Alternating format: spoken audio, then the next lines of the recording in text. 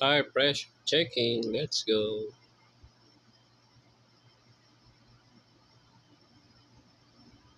Huli, doggy. Yan, yung click 160 natin. Check natin ang hangin ng gulong. So, yun yung rear tire. Naglagay lang ako ng adapter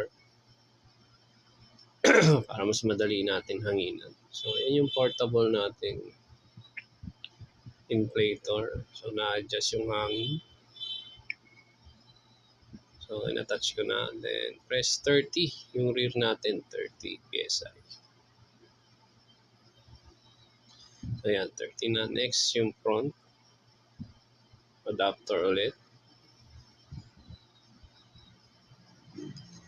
Then, ulit lang kung paano nilagay yung sa likod. 28 PSI sa ating front. So, yan, na-akmat na yung hangin.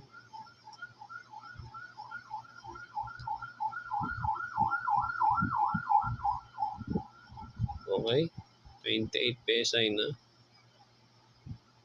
So, patayin ko na yung inflator. Okay na, tapos na. Ang gamit natin inflator is Osito. Thank you.